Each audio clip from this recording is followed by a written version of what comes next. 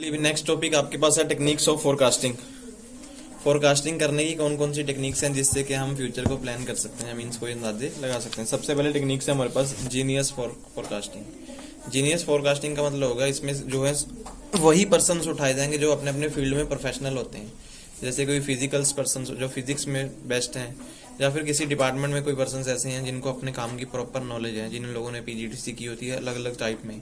कोई बंदा फाइनेंस से है तो उसको फाइनेंस की जिसने बेस्ट डिग्री ली हुई है, डॉक्टर साइड में तो डॉक्टर्स की बेस्ट डिग्री मीन्स जो पर्सन जिस फील्ड में बेस्ट होगा उसको लिया जाएगा और उससे उसकी राय ली जाएगी। वो क्या है फ्यूचर्स को आपके लिए एस्टिमेट करेंगे, उनकी राय के अकॉर्डिंग ही हम आगे काम करते हैं। प्रेडिक्शन करना ही होगा, मीन्स वो प्रेडिक्शन करते हैं, आपको कोई भी प्रॉब्लम के ऊपर आपको आंसर्स निकाल के वो देंगे अपने बेस पे।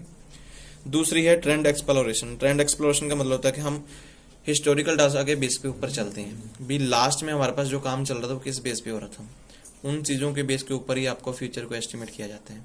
एक ट्रेंड ही चलता है, मीन्स पहले देखेंगे मान लो कोई कंपनी लगातार लॉस में जा रही है, तो लॉस में आ रही तो लगातार लॉस में जा रही तो किस बेस पे जा रही है वो फाइंड करेंगे, उसका आपको आंसर निकाल के वो एस्टिमेशन देंगे। फ्यूचर में ये काम करेंगे तो उसका हमें फायदा हो सकता है।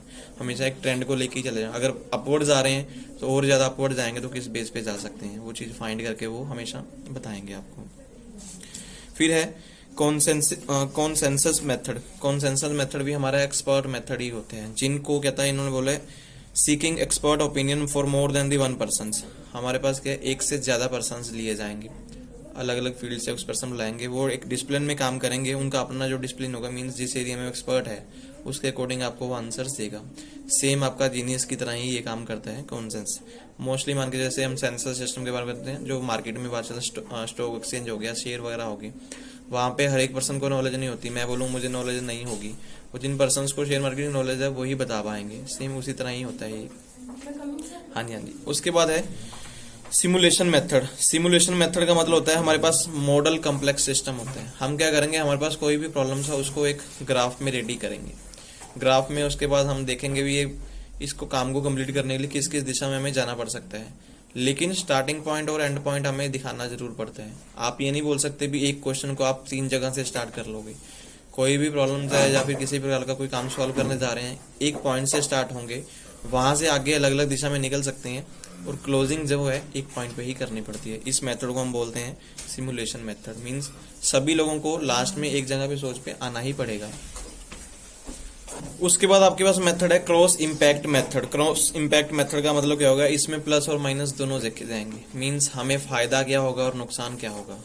हमेशा प्रॉफिट नहीं देखा जाएगा। मीन्स जब लोग प्रोजेक्शन करते हैं वो क्या सिर्फ आपको प्रोजेक्शन बताते हैं कि आपको फ्यूचर में प्रॉफिट होगा, लेकिन क्रॉस इम्पैक्ट में ये देखेगा भी किसी भी दिशा में जाएंगे तो उसके हमें जाने का फायदा और नुकसान क्या होगा। इस मेथड को हम बोलेंगे क्रॉस और इम्पैक्ट मेथड। फिर आपके पास है सिनेरियो। सिनेरियो का मतलब होता है फ्यूचर के लिए, फ्यूचर एक्सपर्ट प्रॉब्लम्स। हमारे पास जो फ्यूचर में हमारे पास प्रॉब्लम आने वाली है उनको पहले से उनके लिए सिनेरियो रेडी किया जाता है। सिनेरियो एग्जाम्पल मान लीजिए हम अपने 3 साल का डाटा एक जगह पे दिखाना चाहते हैं, वो एक तरह का सिनेरियो ही हो जाता है। मींस अलग अलग पेज खोलने के लिए एक जगह दिखा दिया। सेम यहाँ पर भी होगा, आपकी कंपनी का ट्रेंड ले लेंगे, वो पिछले साल का डाटा, करंट डाटा और फ्यूचर का अलग से आपको सिनेरियो दिखा देंगे। अगर आप इस बेस पे काम कर रहे हो तो आगे आपके लिए ये रिजल्ट्स आने वाले हैं। Decision tree. डिसीजन ट्री में हमारे पास एंड नोट, चांस नोट्स, ऐसी अलग अलग चीजें होती हैं। डिसीजन ट्री जब भी स्टार्ट होगा वो एक पॉइंट से स्टार्ट होता है। जब भी वो स्टार्ट करेंगे उसको हम रेक्टेंगल से दिखाते हैं। जब भी डिसीजन ट्री स्टार्ट होगा रेक्टेंगल से स्टार्ट होगा। आगे जब वो बनाते हैं जो सर्कल दिखाते हैं तो उनको हम चांस नोट्स बोलते हैं। चांस नोट से क्या है हम आगे अलग अलग दिशा में कंप्लीट कर सकते हैं। फिर उसके बाद ट्रायंगल्स बन जाते हैं। देखो जैसे आपके पास इन्होंने ट्री बनाया हुआ है, सबसे पहले स्टार्ट जो हुआ है वो आपके पास रेक्टेंगल से ही स्टार्ट हुआ है। उसके बाद 2-3 दिशा में आप काम कर सकते हैं। जो जो बंदे एक्सपर्ट्स होंगे अपने डिसीजन लेंगे, क्योंकि डिसीजन जो रहता है कोई सिंगल पर्सन डिसीजन नहीं लेता। मान लो कंपनी में तो अलग अलग डिपार्टमेंट के मेंबर्स बुलाए जाएंगे, वो सभी लोग अपनी ओपिनियन देंगे एक प्रॉब्लम के ऊपर। फिर उनके बेस के ऊपर सभी के आंसर्स को सुना जाता है। मीन्स सभी लोग अपने अपने रिटर्न में आंसर्स देते हैं, उनको देखा जाएगा जो बेस्ट होता है फिर उसमें सेलेक्ट कर लिया जाता है। तो ये डिसीजन ट्री एनालिसिस भी हम कई बार अपनी फोरकास्टिंग टेक्निक में ले लेते हैं। उसके बाद आपके पास है इकोनॉमिक फोरकास्टिंग। इकोनॉमिक फोरकास्टिंग का मतलब जब आप सिर्फ पैसे के लिए फोरकास्टिंग करते हैं, सिर्फ प्रॉफिट लेवल को ही देखा जाता है, अदर लेवल लीव कर दिए जाते हैं। इकोनॉमिक फोरकास्टिंग मतलब होगा कंपनी में, अगर कंपनी बेस की बात कर रहे हैं तो कंपनी को आप कैसे ले जाना है। अगर मान लो इकोनॉमी की बात कर रहे हैं तो इकोनॉमी के लिए गवर्नमेंट देखती है, तो गवर्नमेंट को आगे बिजनेस को कैसे आगे ले जाना है तो उसके लिए बोलेंगे हम। जो हमारे पास इकोनॉमिक फोरकास्टिंग है, इसको आगे इन्होंने एक दो पॉइंट में आगे बढ़ाया हुआ है। सबसे पहले उन्होंने बताया एक्स्ट्रापोलेशन। एक्स्ट्रापोलेशन का मतलब होता है आपको एक ग्राफ में दिखाएंगे, हम फोरकास्ट करेंगे कि हम सिंपल करंट में हिसाब से आगे प्रोजेक्ट हमारा क्या होगा। हमेशा जब भी कुछ दिखाया जाएगा प्रोजेक्ट को फ्यूचर में आगे ले जाने के लिए सोचा जाएगा। कोई भी ग्राफ वो बनाएंगे, आपको मान लो खर्चों के ऊपर ही बना रहे हैं, तो खर्चे में ये नहीं होगा खर्चे के ग्राफ को नीचे लेके आएंगे, वो दिखाएंगे भी अगर आज इतने परसेंट पे है तो इसको कम कैसे किया जाएगा। उसमें गिनती जो होगी उलट होगी, मीन्स ऊपर से नीचे की तरफ आएगी। नहीं तो मोस्टली क्या है, नीचे से हम ऊपर ले जा रहे हैं। प्रॉफिट दिखाएंगे तो वो प्रॉफिट को अप कैसे कर सकते हैं, उसमें आपके पास कंडीशन सारी बताई जाएंगी। सिलेक्शन जो है मैनेजमेंट ने करनी होती है, क्योंकि जब एक्सपर्ट्स आपको बताएंगे ओपिनियन 4% बैठे हैं तो 4 लोगों की ओपिनियन सभी की रखी जाती है, क्योंकि हर एक बंदे को ये ना हो कि मेरी ओपिनियन नहीं सुनेगी। उसमें बेस्ट हमारे लिए क्या होगा उसको सुना जाएगा, और जो बाकी वाले होते हैं उनको अल्टरनेटिव में रखा जाता है। अगर एक पर्सन का राय जो है फेल हुई तो दूसरे पर्सन की सेटिस्फेक्शन में हम ले लेते हैं। उसके बाद उन्होंने बताया lead and lag method. Lead and lag method का मतलब होता है कि बिहेवियर इंडिकेटर स्टडी की जाती है। बिहेवियर इंडिकेटर मीन्स हम हर एक पर्सन की बिहेवियर के अकॉर्डिंग स्टडी देखते हैं, किस बंदे ने किस दिशा में स्टडी की हुई है। अगर उसकी स्टडी हमें बेस्ट लगती है भी हाँ हमारे लिए फायदेमंद होगा, एग्जाम्पल एज पर लें वो इकोनॉमिक डेवलपमेंट पे वो देखेंगे एक्चुअल में पर्सन को नॉलेज कितनी तक है, क्या वो उसने स्टडी उसने की है। कई बार मोस्टली देखा जैसे मंत्री लोग ही बनते हैं, बहुत लोग ऐसे भी मंत्री होते हैं जिनकी स्टडी होती नहीं है लेकिन नॉलेज कितनी होती है। एग्जाम्पल हम प्रधानमंत्री की ले लें, इकोनॉमिक डेवलपमेंट जितनी उसने कर दी कोई कर ही नहीं सकता। जहां तक हम सोचना बंद करते हैं उससे आगे सोचता है वो बंदा। स्टेशन पे चाय बेचता था, चाय से देखो अब कहाँ चल रहा है, देश बेचा रहा है। बहुत लोग बोलते हैं देश बेच रहा है, कुछ लोग बोलते हैं देश आगे ले जा रहे हैं। सबकी अलग अलग राय होती है, लेकिन कोई चलाने को तो सोचना पड़ेगा। हम लोगों में से कोई नहीं बनता, तो वो इकोनॉमिक डेवलपमेंट में यही चीजें देखी जाती हैं, एक्चुअल में बंदे को नॉलेज कितनी है। यहाँ पर भी हम जिन लोगों को मंत्री बनाते हैं तो वहीं में देखेंगे भी इस लोगों को इलेक्शन डाल में वोट डालने का फायदा हमें ये होगा। सेम बिजनेस मैनेजमेंट करनी है तो वहाँ पे आप ये लीग और लैग देखेंगे। बंदा जो किसी कंपनी से हमारे पास जुड़ा है या कोई हमारे साथ जुड़ा, उसको पहले से एक्सपीरियंस कितना है, उसकी कोई टेक्निकल स्किल्स देखी जाएंगी, क्या आपको कंपनी की तरफ से कोई अवार्ड मिले या नहीं मिले। क्योंकि जो हायर पोस्ट में बंदे रखे जाते हैं वो ये चीज़ें हमेशा पूछी जाती हैं। आपने अपनी कंपनी में क्या क्या काम किए, रिस्पॉन्सिबिलिटी आपकी क्या थी, कौन से काम आप कंप्लीट करते थे। मैं किसी कंपनी में जाके मान लो अकाउंट्स में जा रहा हूँ, ये जाके नहीं बोलूंगा अभी मैं एंट्री पास करता था। एंट्री तो नॉर्मली सभी करते हैं, आप अलग से क्या करते थे अकाउंट में, आपको रिटर्न फाइल करनी आती थी या नहीं आती थी, बैंक रिकॉन्सिलेशन करते थे या नहीं करते थे, या फिर सीए के पास आपका ऑडिट कभी करवाया या नहीं करवाया, कभी बैलेंस शीट रेडी करवाई है या नहीं करवाई। तो वो सारी चीज़ें आपको पूछी जाती हैं जब आप फाइनेंस में जाते हैं। एचआर में जाएंगे तो एचआर में आपके एक्सपीरियंस पूछे जाएंगे, एचआर में क्या क्या काम करते थे, अलग से कुछ काम करते थे या नहीं करते थे, या सारा काम खुद देख रहे थे, वो सभी चीज़ें आपको नॉलेज में पूछते हैं। फिर आती है कंबाइनिंग फोरकास्ट। सिंपल सी बात तो ये है भी जब फोरकास्टिंग की जाती है किसी एक टेक्निक के ऊपर फोरकास्टिंग नहीं की जाती। फोरकास्टिंग जब भी की जाती है हमेशा कंबाइनिंग में की जाती है। मीन जितने भी हमने सारे मेथड पीछे पढ़े हैं उन सभी चीज़ों को इकट्ठे करके ही की जाती है। सभी पर्सन्स को अलग अलग फील्ड वालों को इकट्ठा बिठाया जाता है। किसी एक बंदे को बिठा के आप फोरकास्टिंग करोगे कभी नहीं हो सकती। जब भी गवर्नमेंट कोई रूल बनाती है तो उनके सभी मिनिस्टर्स की मीटिंग होती है। लेने को तो कोई एक बंदा ही मिनिस्टर में रूल ले ले तो काम चल जाएगा, लेकिन उसमें क्या होता है सभी मिनिस्टर्स बैठते हैं कॉन्फ्रेंस रूम में, तो उनकी मीटिंग होती है, फिर वो डिसीजन करते हैं। सेम हमारे में भी ऐसे होगा, किसी मैनेजमेंट में काम कर रहे हैं तो मैनेजमेंट में सभी डिपार्टमेंट्स को इकट्ठा किया जाता है। प्रॉब्लम चाहे एक ही हो, सबकी राय ली जाती है, उसके बाद उसमें बेटर रिजल्ट को सिलेक्ट किया जाता है। तो उस तरह की टेक्निक को हम बोलेंगे कंबाइन फोरकास्ट। फोरकास्टिंग की कोई एक टेक्निक बेस्ट कभी भी नहीं हो सकती बिजनेस में। Difficulties in forecasting technology. Forecasting technology में डिफिकल्टीज क्या हैं, कोई पॉइंट्स आपको लिखने होंगे तो पैराग्राफ में बता दिए हैं, तो क्या लिखेंगे। फर्स्ट पॉइंट मैंने आपको जैसे कल ही बताया था, भी हर जगह हम लिख सकते हैं लॉट ऑफ पेपर वर्क। जब भी कोई फोरकास्टिंग होगी कंबाइन में करने वाला तो पेपर वर्क काफ़ी ज़्यादा होगा। लिख लीजिए अपनी बुक में, साथ में लिख सकते हैं, कोई बात नहीं, पेंसिल पेन से, उसको आगे वाले के काम आ जाएगा जो कोई आगे स्टूडेंट आएंगे। Lot of paper work.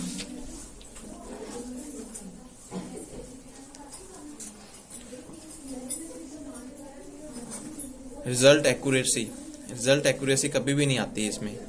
हम जो बोलेंगे भी हम सिंगल वैल्यू में रिजल्ट लेके आना चाहते हैं वो आपके पास कभी भी नहीं आएगा।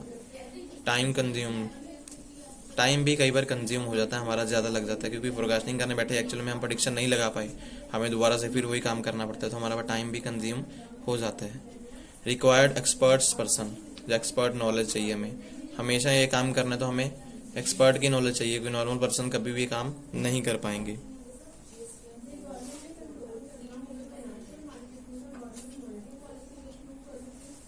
Data based on only past, इसमें जो भी डाटा होता है हमेशा सिर्फ पास्ट के रिगार्डिंग ही होता है। कभी भी हमारे पास प्रेजेंट डाटा कभी भी नहीं लेते हैं, क्योंकि हम पास्ट के डाटा से ही फिगर्स आगे वाली बनाते हैं। तो ये हमारे पास डिफिकल्टीज हैं, कभी भी आपको मीन्स आगे वाला डाटा कभी भी नहीं मिल पाता है। तो ये डिफिकल्टीज में हम लिख सकते हैं हमारी फोरकास्टिंग। फोरकास्टिंग जो हमारा हुआ टॉपिक खत्म। नेक्स्ट जो टॉपिक है वो हमारे पास है प्रेमिसिंग। प्रेमिसिंग का मतलब होता है कि मान लेते हैं हम भी फ्यूचर में क्या होगा। फोरकास्टिंग में तो हम अंदाजे लगाते हैं, प्रेमिसिंग का मतलब होता है फ्यूचर में ये चीज होगी ही होगी। कोई भी बंदा बैठा गैस लगा रहा था, उसको पता होता है भी आज जो हम काम कर रहे हैं फ्यूचर में जाके इसका हाल ये वाला होने वाला है। जैसे हम लोग ही अपने अंदाजे लगाते हैं। एग्जाम्पल अपनी नॉर्मल लाइफ में मैं सोचता हूँ कि मैंने आज ही अपने आप को मेंटेन नहीं किया है तो फ्यूचर में जाके मेरे को ज्यादा प्रॉब्लम्स आने वाली हैं। बोलो जैसे डॉक्टर लोग बोलते हैं सुबह सैर करनी चाहिए, कुछ भी करनी चाहिए। अगर आज ऐसा नहीं करोगे तो फ्यूचर में जाके फिर बूढ़े जब हो जाओगे तो डंडे डुंडे चाहिए फिर चलने के लिए, तो वो काम भी हो सकते हैं। तो अपने आप को मेंटेन करना मीन फ्यूचर के लिए पहले से ही हम मान लेते हैं फ्यूचर में ये काम होगा, तो उसको हम बोलेंगे premising. Premising are the assumptions about the futures which are provide the basic framework for forecasting and planning activity।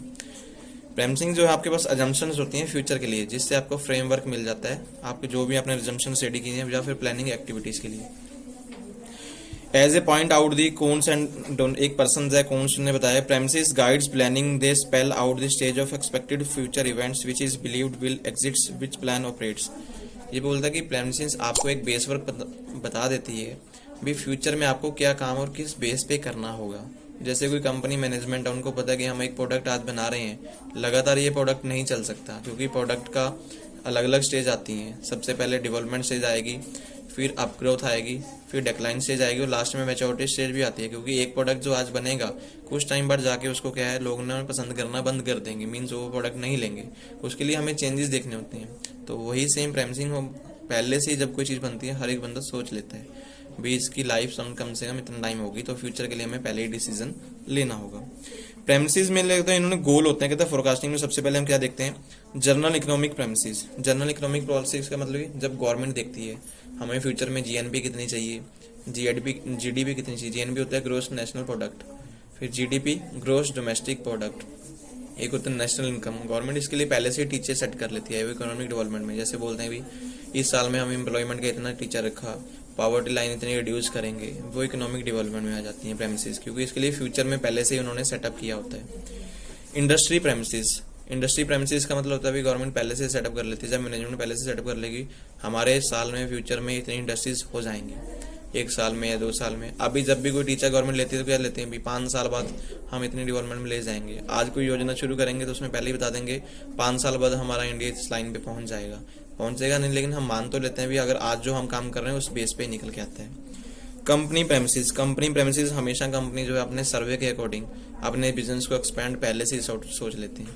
अगर आज हम 5% प्रॉफिट कमा रहे हैं तो आने वाले 2 साल में या 10 साल में हम 15% पे भी जा सकते हैं, क्योंकि हमें पहले से ही गैस हो जाते हैं हमारे आज के काम करने से तरीके से। इसी प्रोसेस को हम बोलते हैं प्रेमिसिंग। ये आपको मोस्टली क्वेश्चन 2 नंबर में ही आ सकता है। Decision making. डिसीजन मेकिंग क्या होगा? डिसीजन मेकिंग होता है चूजिंग बिटवीन दी अल्टरनेटिव्स। हमारे पास अलग अलग चीजें होंगी, उनमें से हम सिलेक्ट करके उसको आगे लागू करेंगे, उसको इम्प्लीमेंट करेंगे, उसको हम बोलते हैं डिसीजन मेकिंग। मान लीजिए मेरे पास फ्यूचर में कुछ प्रोजेक्शंस हैं, उसमें मेरे पास अलग अलग अल्टरनेटिव्स होंगे, उसमें से मुझे किसी को सिलेक्ट करना है तो वो हमारा डिसीजन होगा। मान लीजिए 50 बंदे इंटरव्यू देने आए हैं, मैनेजमेंट में कौन बंदा सिलेक्ट करेगा, उनमें से 50 में से हमें 5 चाहिए, तो 5 पार्टिसिपेंट्स हमें फाइंड करने पड़ेंगे। एज पर उनकी नॉलेज या फिर उनका एक्सपीरियंस हम फाइंड करेंगे, उस चीज को हम बोलते हैं डिसीजन मेकिंग। जैसे इन्होंने लिखा भी है, individual in organization make decisions. जो कंपनी में जितने भी इंडिविजुअल्स होंगे वो हमेशा डिसीजन बनाते हैं। दे मेक चॉइसेस अमंग 2 और मोर अल्टरनेटिव्स। हमेशा 2 और 2 से ज्यादा अल्टरनेटिव्स में से हमें सिलेक्शन करनी होगी। Decision making is a critical activity in the lives of managers. Managers की लाइफ में जो डिसीजन मेकिंग है क्रिटिकल एक्टिविटी है, इनको हमेशा सोचना पड़ता है, क्योंकि इनके जो डिसीजन होते हैं वो डिपेंड करते हैं कंपनी के ऑब्जेक्टिव को अचीव करने के ऊपर। अगर कोई भी रॉन्ग डिसीजन गलती से ले लिएगा तो उनको उतनी टाइम खराब हो जाता है। मीन्स कभी लॉस तो में थोड़ा बहुत जाते हैं, लेकिन उसको कवर अप तो कर लेते हैं, लेकिन उनका टाइम ज्यादा निकल जाता है उस चीज को कंप्लीट करने में। तो जो भी मैनेजर्स कंपनी में आएंगे उनके डिसीजन हमेशा मैटर करते हैं क्रिटिकल सिचुएशन में, क्योंकि डिसीजन हमेशा क्रिटिकल सिचुएशन में ही लिए जाते हैं, नहीं तो एक बार जो उन्होंने सेटअप कर दिया रूल तो वो चलते रहेंगे। डिसीजन मेकिंग में साथ में इन्होंने आपको ये बताया कि एक पर्सन फिलिप है, फिलिप वार्विन, उन्होंने बताया डिसीजन मेकिंग में be viewed as the process of which the individual select a course of action from the among alternative produce a desired results. अपने डिजायर्ड रिजल्ट्स को अचीव करने के लिए हमारे पास जो भी अल्टरनेटिव सोर्स होंगे उनमें से हम बेस्ट को सिलेक्ट करेंगे। एग्जाम्पल, आपने जैसे सेटअप किया अपनी लाइफ में, कोई गोल सेटअप किया है, अल्टरनेटिव बहुत होते हैं आपके पास, आप अल्टरनेटिव अपने फाइंड करेंगे, उनमें से आपको जो बेस्ट लगेगा उसी को फाइंड करेंगे।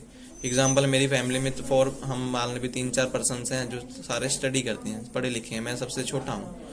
मेरी जो फील्ड है तीनों में से 2 पर्सन उसमें काम करते हैं, तो 2 में से जो बेस्ट होगा तो मैं उससे कुछ पूछूंगा। ये तो नहीं है जिसको नॉलेज नहीं है तो मैं उसी से पूछने चले जाऊंगा, तो मैं अल्टरनेटिव में सिलेक्ट करूंगा मेरी फैमिली में मुझे कौन गाइड कर सकता है, किस लाइफ में मुझे आगे जाना है। सेम मैनेजमेंट में भी यही चीज आती है। डिसीजन मेकिंग कहता है हमेशा ऑक्योर से reaction to a problem. Decision making हमेशा जो है जब कोई प्रॉब्लम निकल के आती है तभी ही हम इसको लेके आते हैं, वैसे हमें कोई जरूरत नहीं होती। जब भी आपको भी कोई प्रॉब्लम आएगी तब आप डिसीजन लोगे भी हमें आज ये काम करना है तो इस बेस पे करना है। नहीं कोई प्रॉब्लम होगी तो हमें कोई जरूरत नहीं होती। जब भी डिसीजन मेकिंग की जाती है इसमें कंसिडरेशन होना बहुत जरूरी है।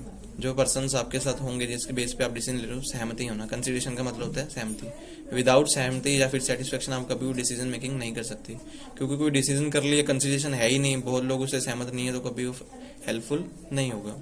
डिसीजन मेकिंग इन्होंने आपको क्वेश्चन जो आ सकता है वो आ सकता है कंपोनेंट क्या होते हैं, डिसीजन मेकिंग किस बेस पे होती है, मीन्स उसमें क्या क्या कंपोनेंट्स होने चाहिए। सबसे पहला कंपोनेंट वो लिखा उन्होंने डिसीजन इन्वायरमेंट।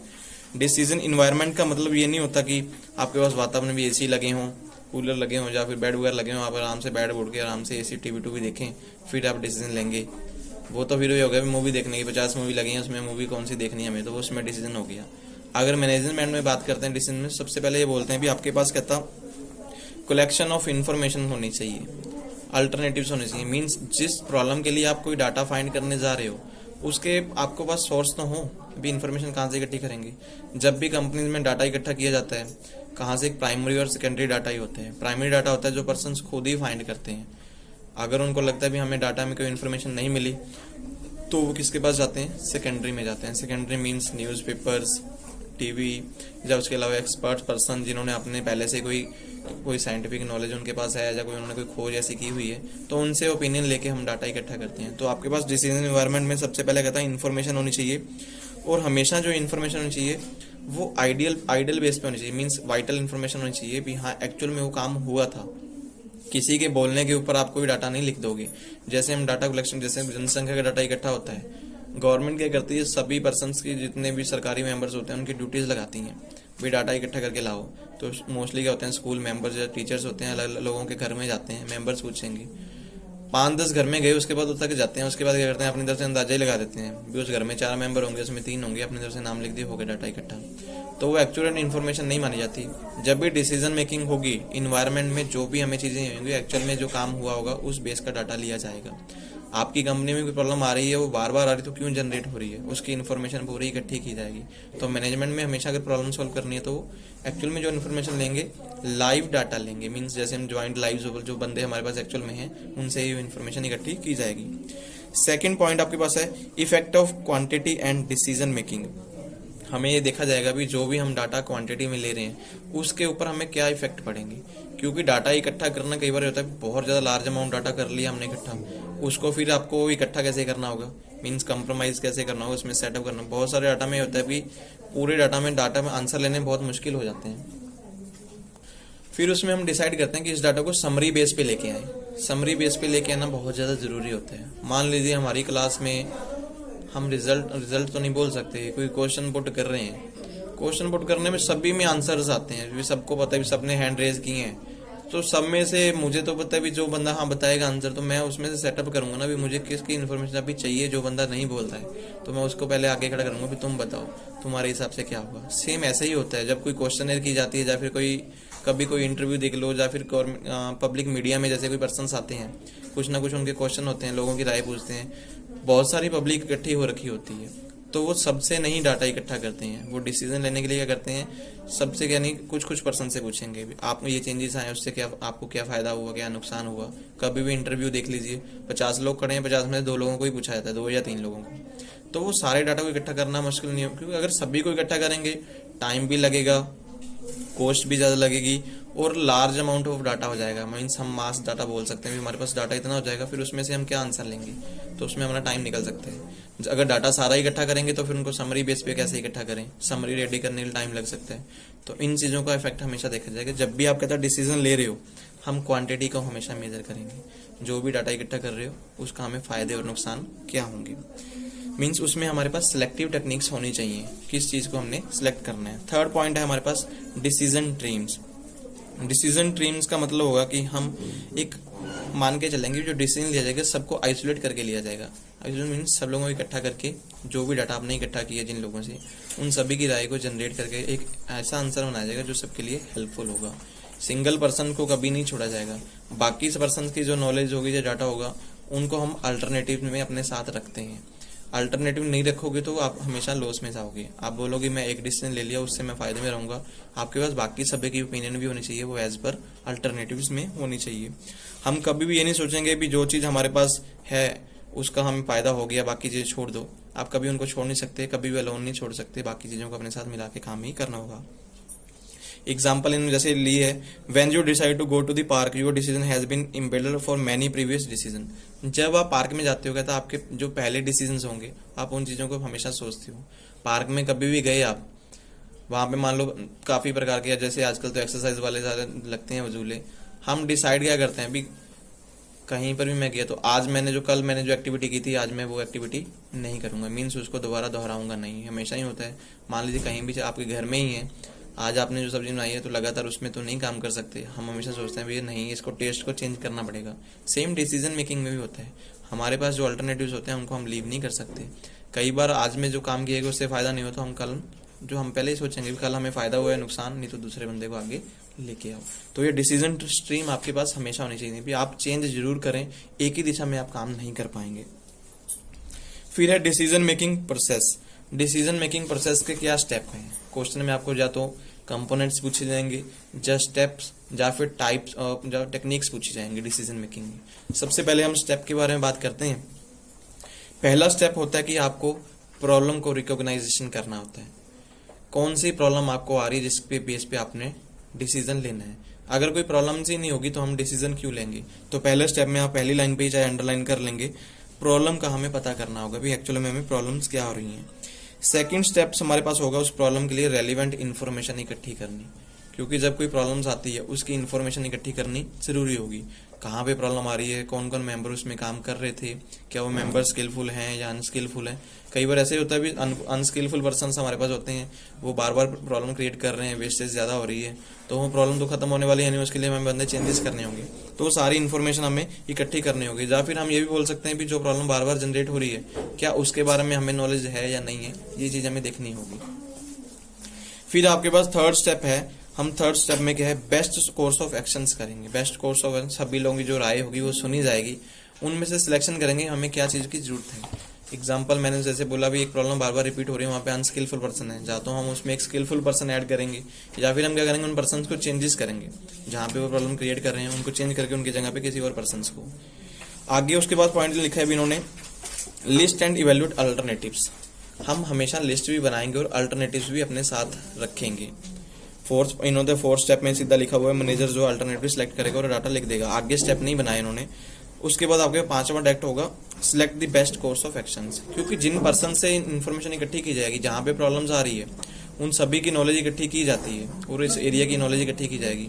उनमें से हम बेस्ट देखेंगे भी सभी लोग अपने हिसाब से क्या बोलते हैं भी इस काम को ये चेंजेस करने का हमें फायदा है या नहीं है। उनमें से फिर हम बेस्ट को सिलेक्ट कर लेंगे। इम्प्लीमेंट द डिसीजन, अगला पॉइंट आपके पास में 6वां पॉइंट आ जाएगा तो उसको होगा इम्प्लीमेंट द डिसीजन। जो डिसीजन आप सिलेक्ट करोगे उसको इम्प्लीमेंट कर दोगे, मीन्स उस रूल को लागू कर दोगे। फिर 7th में आएगा उसका फॉलोअप, जो रिजल्ट आ रहे हैं उसका टाइम पे टाइम बेस पे हम फॉलोअप लेते रहेंगे। लास्ट में हम उसमें देखेंगे फीडबैक भी लेंगे, जो हमारा रिजल्ट आया जब उसको कंपेयर करेंगे एक्चुअल में जो हमारे पास डाटा पहले निकल के आ रहा था लास्ट में उसमें कुछ चेंजेस आ रहे हैं या नहीं है। अगर कंपेयर में बेस्ट रिजल्ट मिल रहे हैं तो वही डाटा जो हमारा डिसीजन होगा इम्प्लीमेंट में रहेगा, नहीं तो जो हमारे पास अल्टरनेटिव्स होंगे फिर उनको सिलेक्ट किया जाएगा। तो ये थे आपके पास step of decision making. Next हमारे पास है अभी Simon model of decision making. Simon model मतलब एक पर्सन है उसने सजेस्ट किया था भी डिसीजन जो है किसी हिसाब से लिए जाएंगे। डिसीजन को कहता हम ऐसे बोल सकते हैं, कहता डिसीजन मेकिंग पर्सन जो एडमिनिस्ट्रेटिव मैन होना चाहिए। एडमिनिस्ट्रेशन मैन को जो पर्सन सभी चीज़ों को चलाने के लिए जानता हो, उसको पता होना चाहिए भी कौन सी चीज़ कैसे लागू होनी चाहिए। डिसीजन कहता आप इस बेस पे नहीं ले सकते भी बंदे इकट्ठे करो और वो डिसीजन लेंगे हम ऐसे कर लेंगे। उन पर्सन्स को फाइंड किया जाए जो एडमिनिस्ट्रेशन के बारे में जानते हैं, जिनको पता हो भी राज करना है तो कैसे करना है, मीन्स कोई रूल लागू करना है तो किस बेस पे करना है। सभी लोग जो है एडमिनिस्ट्रेशन लेवल में नहीं आते, मीन्स सभी लोग अपने आप को जनरेट आगे नहीं कर पाते हैं। इन्होंने यही बोला, कहता जब भी आप कहता कोई भी 4 बाउंडेड लिखे हैं भी, जब भी कोई एजम्पशंस करेंगे तो हमारे पास 4 एजम्पशंस होनी चाहिए। Manager select the first alternative but it is satisfactory. जो भी कहता फर्स्ट अल्टरनेटिव सेलेक्ट करोगे वो हमारे पास सेटिस्फेक्शन लेवल में होना चाहिए, क्योंकि अल्टरनेटिव में उस पर्सन को रखिए जिसकी संतुष्टि सबके साथ हो। सेकंड में लिखा है manager recognize their conception of the word is simple. Manager कहता वो पर्सन चाहिए जो हमेशा ये बोल के चलें भी कोई भी हमारे पास जो वर्ड है वो हमारे लिए सिंपल है। हम किसी भी प्रॉब्लम को ये ना बताएं भी ये प्रॉब्लम हमारे लिए बहुत ज़्यादा टफ होगी।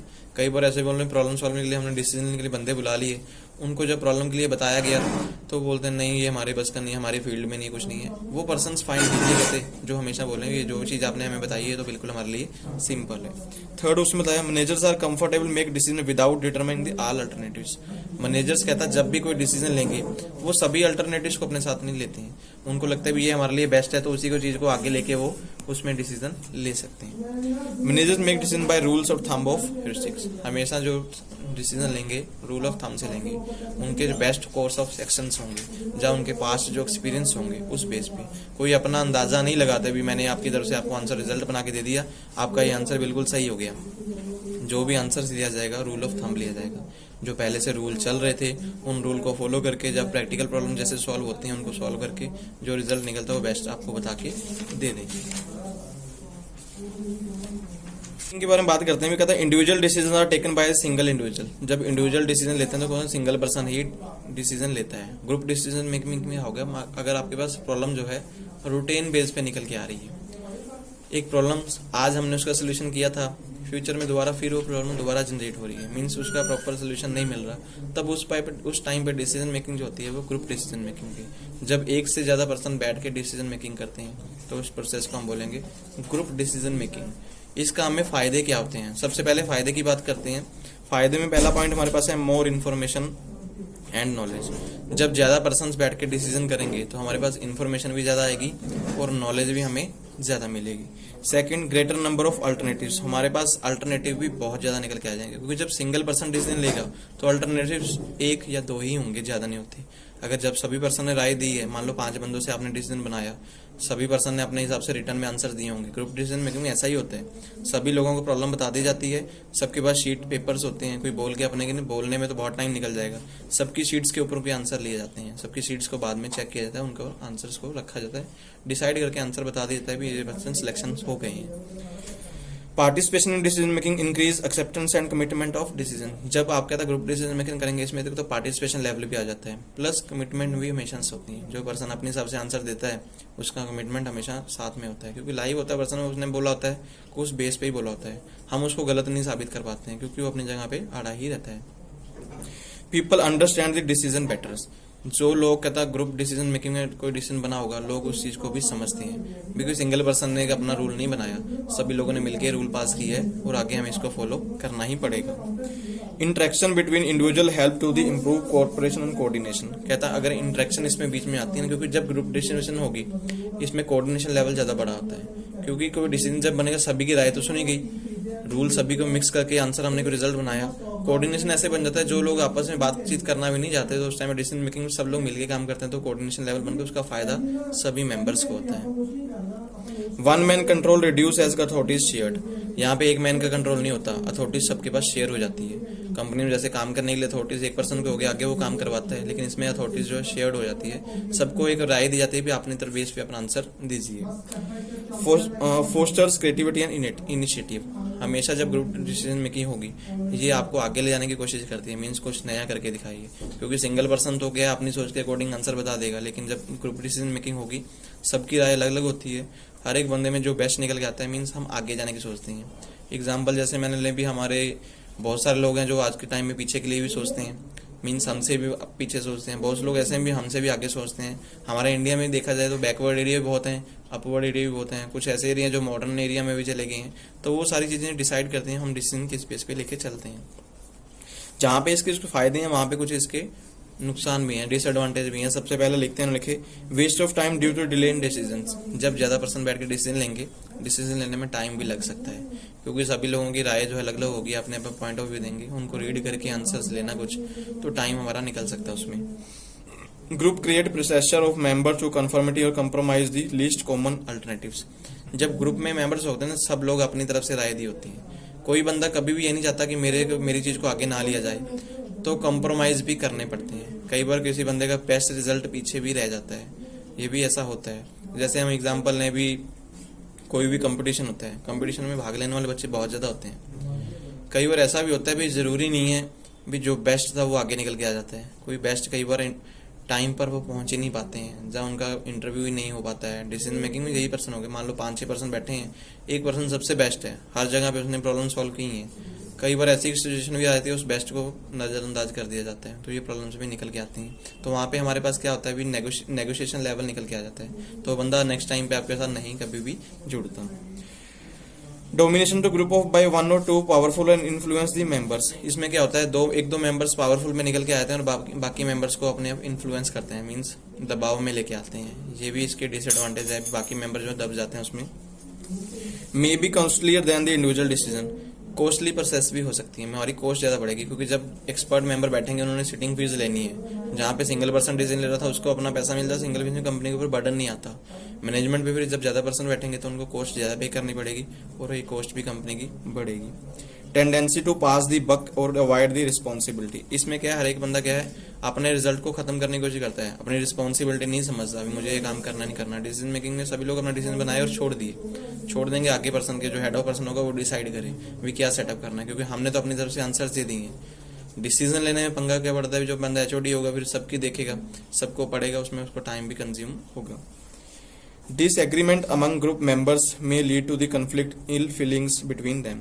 अगर डिसएग्रीमेंट निकल के आया था, सभी मेंबर मानते हैं भी मेरा रूल आगे नहीं आया, तो उस टाइम पे झगड़े निकल के आ सकते हैं। डिसीजन बनाने की जगह कॉन्फ्लिक्ट्स आगे आ जाएंगे। जहाँ तो हमने डिसीजन लेना था, फिर पता लगा भी उन सभी लोगों को पहले रजामंदी में सेटअप करना पड़ेगा, भी वो सेट होंगे तो भी हमारा काम आगे चलेगा। तो ये था आपके पास ग्रुप डिसीजन मेकिंग। कई बार आपको क्वेश्चन आया है ये। फिर आपके पास आता है क्रिएटिविटी प्रॉब्लम सॉल्विंग। जो भी आपके पास कोई प्रॉब्लम निकल के आती है उसको कैसा किस बेस पे आप सॉल्व करते हो। अलग अलग टेक्निक्स इन्होंने बताई हैं, वो टेक्निक्स आपको करनी होंगी। सबसे पहले टेक्निक्स आपके पास है वो है एट्रीब्यूट लिसनिंग। एट्रीब्यूट लिसनिंग का मतलब होगा कि हम किसी प्रॉब्लम के हर एक हिस्से को सुनेंगे।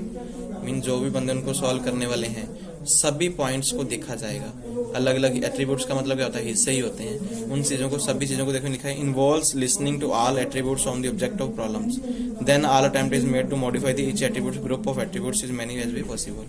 जितने भी हिस्से होंगे उनको अलग अलग ग्रुप में सेटअप करने की कोशिश की जाएगी।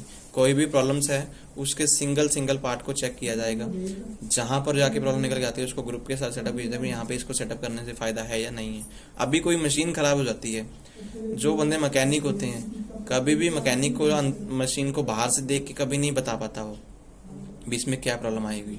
अंदाजा लगाने से कुछ भी हो जाता है, लेकिन जब मशीन को ओपन किया जाता है बाद में पता लगता है एक्चुअली में प्रॉब्लम ज्यादा थी या कम थी, तो वो भी उसमें सेटअप करते हैं। कई बार तो बोल देंगे भी हाँ नया ही पार्ट डलेगा, कई बार ऐसा होता है नए पार्ट की जरूरत नहीं होती, हल्की सी कोई सेटिंग करके वो सेटअप हो जाता है। सेम कंपनी में भी ऐसा ही होता है। मेंबर्स, आप कोई मैनेजमेंट में बंदा है उसको लगता है भी पूरी लाइन में प्रॉब्लम आ रही है, पूरी लाइन की प्रॉब्लम नहीं होती, कोई एक बंदा ही कई बार गड़बड़ कर रहा होता है तो उस बंदे को फाइंड करना पड़ता है। तो ये चीज की मतलब एट्रीब्यूट्स होता है। एट्रीब्यूट्स में चेक तो सभी को ही करना पड़ता है, सबको चेक करने के बाद बेस्ट रिजल्ट हमें देना पड़ता है। तो प्रॉब्लम कहता है इस बेस पे सॉल्व हो सकती है। दूसरा आपके पास है ब्रेन स्टॉर्मिंग। ये पर्सन ऑब्जर्व है, कोई अंग्रेज है पर्सन, उसने ब्रेन स्टॉर्मिंग बताया। उसने ब्रेन स्टॉर्मिंग के कहता पर्सन को कहता प्रॉब्लम दे दी जाए और उनके सुजेशन जो उनके दिमाग में आते हैं वो पूछे जाएं। ब्रेन का मतलब उनका दिमाग ही यूज कहते हैं। मान लो हमारी कंपनी में प्रॉब्लम आ रही है, हम सभी लोग बैठे रिजल्ट्स ले रहे हैं, तो वो आपको प्रॉब्लम बता दी जाएगी, सिर्फ आपके सबके राय आंसर से लिए जाएंगे, आपके हिसाब से आपका माइंड किस दिशा में काम कर रहा है उस तरह से भी कहता है प्रॉब्लम को सॉल्व कर सकते हैं हम। थर्ड हमारे पास है गार्डन टेक्निक। गार्डन टेक्निक या फिर सिस्टमेटिक टेक्निक भी इसको बोल सकते हैं। कहता है इस टेक्निक के हम कहता है वाइडर और मोर इनोवेटिव आउटलुक देखेंगे। Participants are kept in dark about the extract nature of problem. जो हमारे पास पार्टिसिपेंट्स होंगे उनको हम प्रॉब्लम का एग्जैक्ट नेचर कभी नहीं बताएंगे, हम सिर्फ उनको बता देंगे हमें यहाँ पे प्रॉब्लम आ रही है, जबकि हमें पता होगा कि प्रॉब्लम्स किस पॉइंट में आ रही है। उन पर्सन्स को बिठा के उनकी प्रॉब्लम को ली जाएगी, एक सिस्टम के बेस पे वो कैसे काम करके वो एक्चुअल में प्रॉब्लम निकालते हैं या नहीं निकालते ये चेक किया जाता है। ये टेक्निक को हम बोलते हैं गार्डन टेक्निक्स। फिर हमारे पास आती है nominal group techniques. Nominal group techniques name से क्लियर हो जाता है कि ये टेक्निक जो है कुछ स्टेप को फॉलो करेगी। जैसे सबसे पहले मेंबर या टारगेट ग्रुप को सेट किया जाएगा, किसी एक पर्सन को नॉमिनल आगे लिया जाता है, पूरी पब्लिक खड़ी है, पूरी पब्लिक से मैंने 10 बंदे सेलेक्ट करने हैं, तो मैं 10 बंदों को सिलेक्ट करके आगे ले आऊंगा, उनको आगे कंपटीशन में आगे लेके आऊंगा। सेम मैनेजमेंट में ऐसे होगा, इंटरव्यू देने के लिए बहुत सारे लोग हैं, लेकिन इंटरव्यू में सभी लोगों को आगे नहीं लेते हम। इंटरव्यू किनको ले टेस्ट बेस पे, जो पहले टेस्ट हुआ था उसके बेस पे हम डिसाइड कर लेते हैं। Leader explain the problem to member of target group, each member written down the idea silently and independently. जिन लोगों को कहता है प्रॉब्लम के बारे में बताया जाएगा, सभी मेंबर्स अपने आइडियाज को साइलेंटली जो है लिखेंगे। लिखने के बाद each member present his one best idea to group which is written on blackboard of all to see. जो बेस्ट आइडिया होगा उसको ब्लैक बोर्ड पे लिख दिया जाएगा, सभी मेंबर उसको देखेंगे। A discussion is held to explain the value to the ideas. जो बेस्ट डाटा होगा, मैंने कोई प्रॉब्लम आपको बताई, आपसे सबसे आंसर मानना, तो सब मुझे जो बेस्ट लगा मैं यहाँ लिख दूंगा। फिर सबकी उसके ऊपर राय पूछी जाएगी भी एक्चुअल में सब लोग उस पर सहमत है या नहीं है, क्योंकि सबके आंसर्स लिखने में सबको होगा भी मैं पीछे रह गया, तो किसी एक का जो भी बेस्ट होगा वो लिख दिया जाएगा। फिर सबको पूछा जाएगा ये चीज हमारे पास उस पर सेटिस्फेक्शन लेवल बैठती है या नहीं बैठती। तो ये वाली टेक्निक जो है मोस्टली कंपनीज में हमेशा यूज होती है, नॉमिनल ग्रुप ट्रिक। नॉमिनल में क्या होता है, सभी को पूछा तो जाता ही है, सबके आंसर लिए जाते हैं, लेकिन बेस्ट किसी एक को ही आगे किया जाता है। बाद में बता देता है भी उस बंदे की ये प्रॉब्लम, इसने बंदे ने आंसर दिया था, भी सभी लोग इसमें सेटिस्फेक्शन, क्योंकि जब कुछ लिखा जाएगा हम कुछ बताएंगे तो आप सभी लोग उसमें अपनी अपनी राय तो जरूर बताओगे ना, हाँ ये भी हो सकता है। दूसरा बंदा तो बोलेगा जो ये बोल रहा है जी मेरा भी यही है, तो काम तो गड़बड़ वाला ही हो जाएगा। हाँ अपनी तरफ से जब पॉइंट ऑफ बताएंगे, अगर मान लिया सभी लोग मान के उस पर सेटिस्फेक्शन हो गए तो प्रॉब्लम इजिली बेस पे ऐसे सॉल्व हो जाती है। लास्ट एक टेक्निक हमारे पास है दिल्फी टेक्निक्स। दिल्फी टेक्निक्स क्या होती है, फिजिकली हम इंफॉर्मेशन इकट्ठी करते हैं, रिटर्न क्वेश्चनर होते हैं। क्वेश्चन क्या, आपको क्वेश्चन दे दिए गए येस नो में, ज्यादा डिटेल इन्फॉर्मेशन वाले क्वेश्चन नहीं होते। जैसे पब्लिक में इंटरव्यू लिया गया, क्वेश्चनर सेलेक्ट किए होते हैं पहले से ही, वो क्वेश्चन पूछे जाएंगे, उनके आंसर येस नो में इकट्ठे किए जाएंगे या फिर राइट और रॉन्ग में, उसके बाद वो डिसीजन हम सॉल्व कर लेते हैं। इस टेक्निक को हम बोलते हैं दिल्फी टेक्निक्स। ये टेक्निक्स थी आपकी प्रॉब्लम सॉल्व करने के लिए। ये क्वेश्चन काफी बार आया हुआ है ये भी।